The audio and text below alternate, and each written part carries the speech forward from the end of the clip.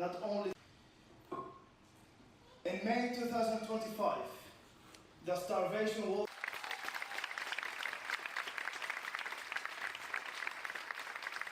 start with a little visual representation of the mission on Gaza.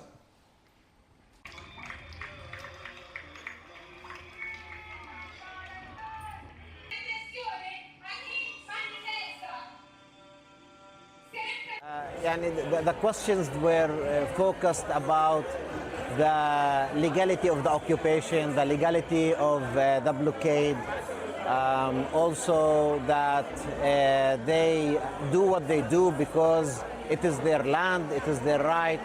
They told me it's a pity that they only managed to kill 100,000 Palestinians in Gaza. They have tried to kill more, but they finished their bombs. They threatened me, my family. Of course, they said that I will never be back to Palestine.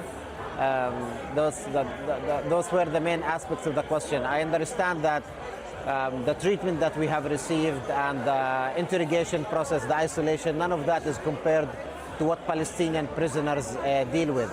And therefore, we continue our support and we want to make sure that their testimonies are heard.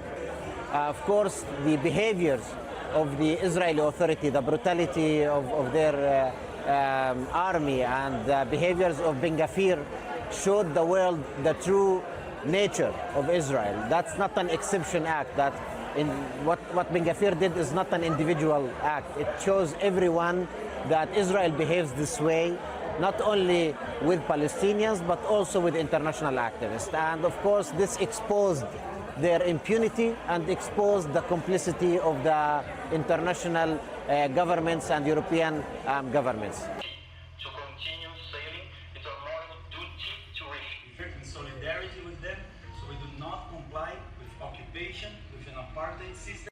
So when the IOF came to our boat, to Sephiro, I was live streaming, and they kind of started yelling like, drop the phone, which I did. And just before I even got the chance to do it, they shot at our boat. And they all made us go sit in the front, after which they also drove the boat for quite a while to the big prison boat. I think I got very lucky with the prison boat that I was put on, because it was only for quite a short time, and it also was not as brutal as the stories that I heard of the other people on the other prison boats.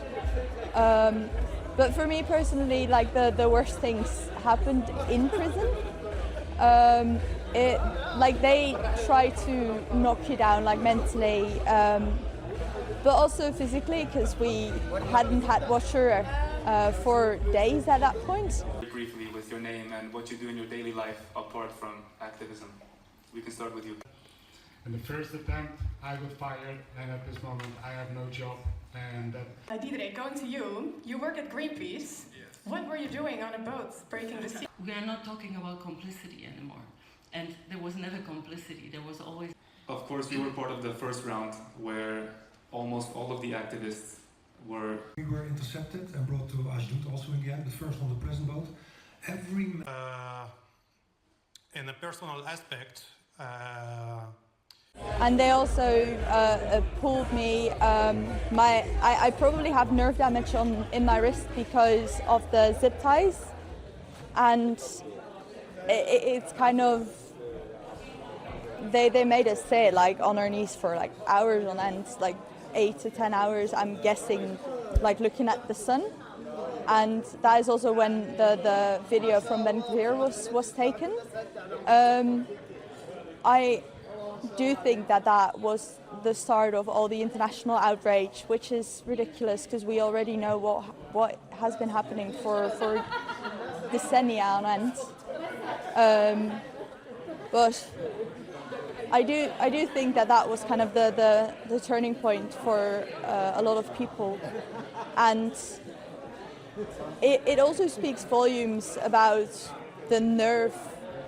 Like the nerve that the Israeli government has to be able to just do that and think that they'll get away with it, like nobody would care. And luckily, people did care, and people did care a lot. And I do really think they shot themselves in the foot there.